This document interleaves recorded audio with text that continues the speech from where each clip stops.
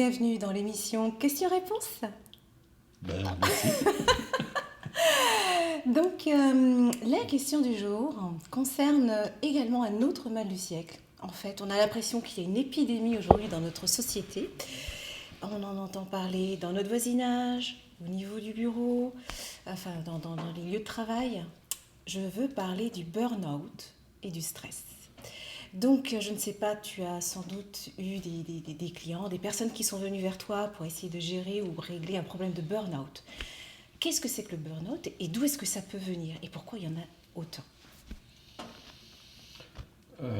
Alors il y en a de plus en plus d'ailleurs, et je pense qu'il va y en avoir de plus en plus, Ouais. parce que on a oublié qu'on n'était pas une machine, qu'on a des besoins biologiques qu'il faut absolument respecter.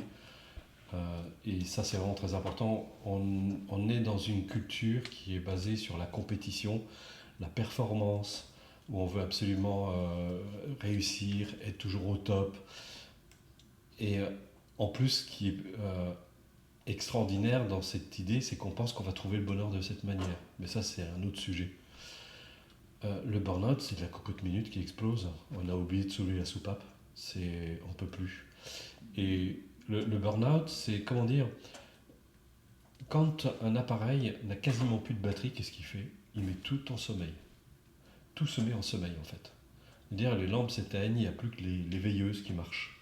Parce qu'il faut garder ce qui reste, le minimum qui reste. Quand on arrive à ce stade de burn-out, en fait, tout s'éteint. Il n'y a plus de Ça fait réserve. des Voilà. personnes qui sont absolument HS, Il cassées, n'y a plus de réserve, il n'y a plus rien. jusqu'au fait d'avoir des hospitalisations en fait. Complètement, oui. Ouais. Il y a, et ce sont des personnes qui se mettent une pression extraordinaire. Alors souvent, ils sont dans un contexte où on l'exige, mais encore une fois, on ne rencontre pas son patron par hasard, comme on ne rencontre pas son conjoint par hasard, comme on ne rencontre pas des personnes par hasard non plus. Et puis c'est aussi, il m'est arrivé souvent d'avoir des personnes qui venaient me voir, qui étaient en burn-out. J'ai dit, vous êtes arrivé au bout d'un processus qui ne marche plus. Vous devez penser, agir, vous exprimer d'une façon différente. Là, vous êtes au bout de vos possibilités, vous avez tiré sur vos réserves, et là maintenant, il n'y en a plus, c'est terminé. Donc il faut arrêter de fonctionner comme ça, puisque là, vous êtes arrivé à ce point où votre organisme, votre psychisme vous dit stop, je ne peux plus. La preuve, c'est que la personne ne peut plus avancer. Ce sont des personnes qui en fait sont au bout d'un processus qui ne marche pas. C'est ça. C'est-à-dire qu'elles ont tiré la corde jusqu'au bout. Ben, complètement. Ce qui induit qu'elles ne se sont pas écoutées. Ah, mais c'est clair.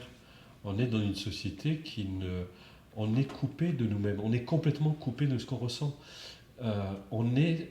Il faut savoir, c'est que quand on a cette capacité d'écoute de soi, je ne parle pas de s'écouter, de ne pas arrêter de se regarder le nombril, c'est pas du tout ça, mais d'être à l'écoute, notre psychisme et notre organisme nous donnent sans arrêt des informations. Quand on est trop fatigué, quand on est fatigué, on s'est dit, mais non, il faut que je sois performant, je dois continuer, je dois y aller, je dois forcer. Alors que notre organisme est en train de nous dire exactement le contraire.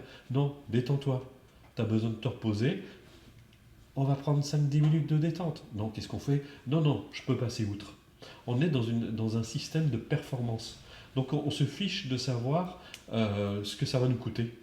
Et ça va tenir le temps que ça va tenir. Mais là, aujourd'hui, on voit, il y a des burn-out partout. Ça explose de partout.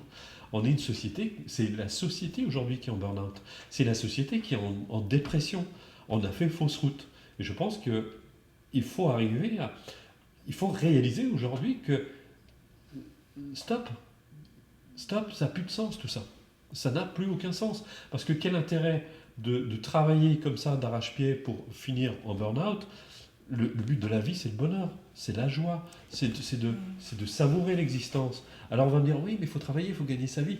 Mais on peut gagner sa vie. Il y a d'ailleurs, je dis souvent aux personnes, tout ce que vous faites tendu, vous pouvez le faire très bien détendu, et vous le ferez d'autant mieux.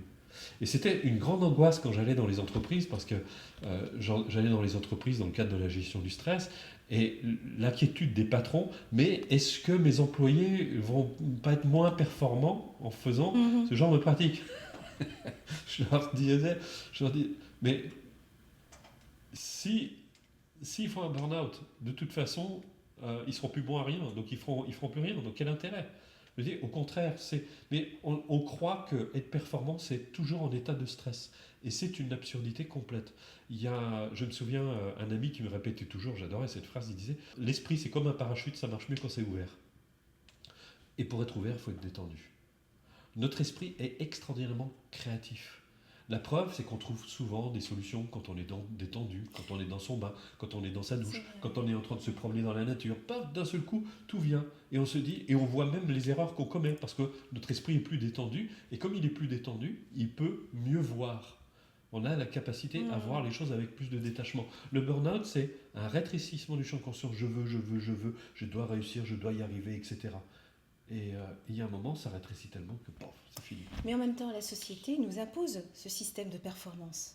Alors là, c'est un petit peu contradictoire parce que tu nous dis, voilà, il faut être performant, on peut l'être dans la détente, mais les conditions extérieures sont quand même faites, de sorte qu'on doit y aller tout de go quand même. Enfin, il faut y aller. C'est un peu contradictoire. Non, ça l'est pas, parce que c'est important de prendre conscience que qui crée la société? Nous. C'est nous, la société. La société, elle est à notre image. On veut une société performante, on veut tout obtenir, on veut tout avoir, on veut être sûr de satisfaire nos désirs, on veut des sécurités partout, etc. Ce qui fait qu'on a développé une forme d'intolérance totale. Donc on est sous tension permanente. Donc là, ça devient... on a créé ce système, c'est nous qui l'avons créé. Donc l'être humain n'est pas fait pour être sous tension. On a quand même une société qui, effectivement, c'est nous qui la créons, mais quand même, elle est là, imposée telle qu'elle est. La solution, c'est quoi? C'est sortir de cette société, devenir un peu marginal? Ah non, pas du tout. On peut parfaitement... moi, j'ai travaillé, et j'intervenais d'ailleurs dans les entreprises. Je donne juste un exemple. Je me souviens, un jour, on m'avait demandé d'intervenir dans un centre hospitalier. On m'a dit, les gens sont stressés, sont tendus, il y a une ambiance épouvantable. Et puis, donc, je suis d'abord allé faire un état des lieux. Et quand j'ai vu l'ambiance dans laquelle ils travaillaient, je me suis dit, oh mon Dieu, mais je leur ai dit, mais vous C'était arrivez... quoi comme ambiance? Et je leur ai dit, mais ils se pointaient tous du doigt, c'est de la faute à l'autre, ils se montaient en épingle, ils étaient dans un état de stress et de tension.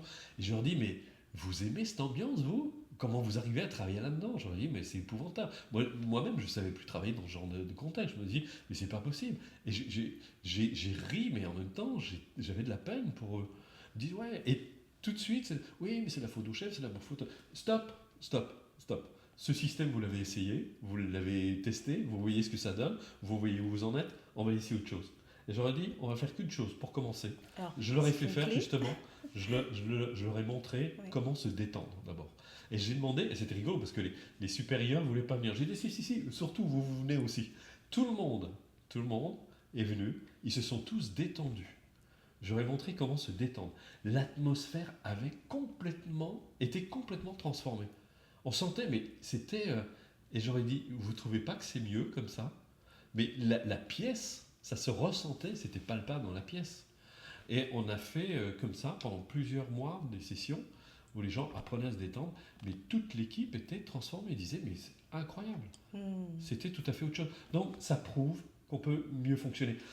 Il y a eu les études aux États-Unis qui ont été faites pendant des années. Ils ont pris 2 groupes. Les groupes qui habituellement font leurs 8 heures du matin au soir, quasiment sans pause. Et l'autre groupe qui font leurs 8 heures avec une pause de 10 minutes toutes les heures. À ton avis, quel est le groupe le plus performant?